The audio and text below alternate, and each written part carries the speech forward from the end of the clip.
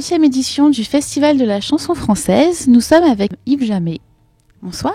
Bonsoir. Vous deviez définir justement Yves Jammet. Que diriez-vous ? Que c'est pas mon boulot, que c'est pas à moi de le faire, que c'est aux médias de le faire. C'est pas à moi de dire ce que je suis. Moi, je sais même pas pourquoi je le fais, donc je sais juste que c'est un goût, une envie profonde de chanter, de faire des chansons françaises, en gros comme ça. Mais j'ai eu apparemment plus le goût pour ça que pour la pop ou autre chose. Donc voilà, je fais des chansons. Voilà, je mets des paroles sur des musiques aléatoires. Les médias ont pour coutume de me définir comme étant une espèce de poulbeau titi parisien qui fait de la chanson néo-réaliste. Donc je suppose que pour les médias, néo veut bien dire nouveau, mais réaliste ça veut dire chiant. Voilà, c'est à peu près ce que je vois.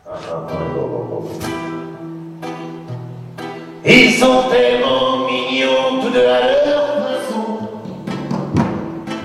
Et le brun et le blond, ces amants polissons.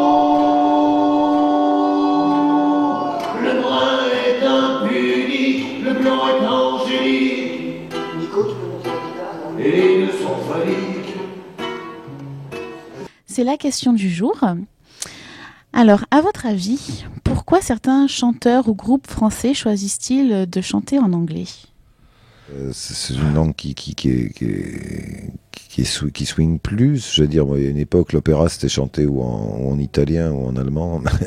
C'était pas franchement non plus français. Donc, faut croire que avec la pop, qui est quand même a bien traversé les frontières, je suppose que les gens ont la sensation vite d'avoir l'air bête quand ils chantent quelque chose qui est plutôt je sais pas, de la soul, de la pop, de la funk, des choses comme ça, qui sont peut-être plus faciles à chanter en anglais. Et c'est vrai qu'en français, de dire hey baby, tu m'aimes baby, on a vite l'air con. Voilà, donc je suppose que c'est venu de ça. Et puis c'est venu avec les années 60, avec les yéyés, cette histoire-là. On s'est aperçu quand même que la traduction littérale des textes en anglais, c'était une horreur. Et c'est pas pour critiquer la langue anglaise, parce que je pense qu'il y a certainement une façon de l'entendre et de la voir. Mais il semblerait que les mots se prêtent plus au swing de la langue. Voilà, je suppose que c'est ça. Yo quisiera poner un amor sin saber que en la palma de mi mano hay la sangre de un gitano.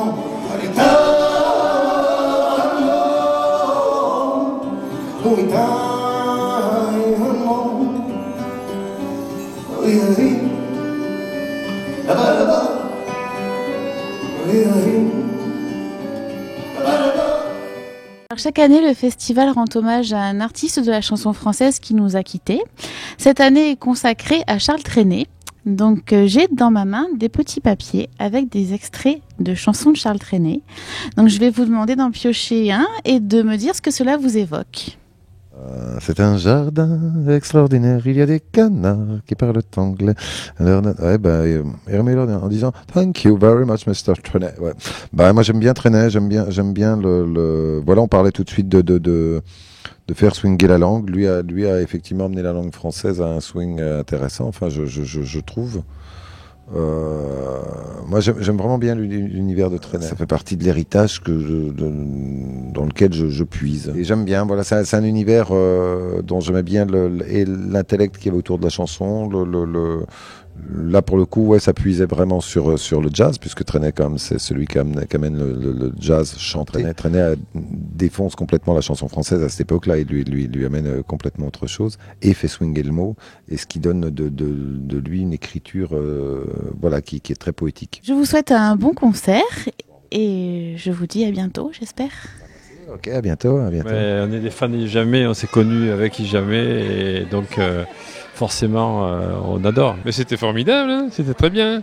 Et puis il a des accents un petit peu de plusieurs chanteurs, notamment de Jacques Brel, je trouve. Il a un peu du Jacques Brel. Je pense que le public dans le coin à Aix est excellent.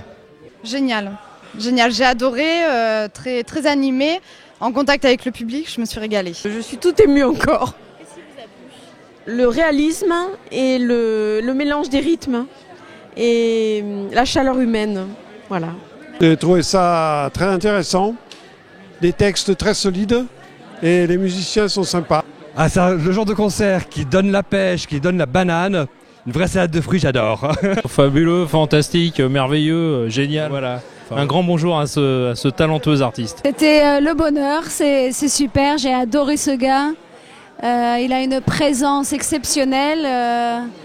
Il ressemble à personne d'autre, il est vraiment unique en son genre. Franchement, c'est excellent. Je trouve que c'est un phénomène. Ce qui est agréable, c'est la variété des chansons et des musiques qui sont populaires et de l'entrain qu'il a mis. Et j'ai acheté un CD pour retrouver un peu ses textes. C'était magnifique.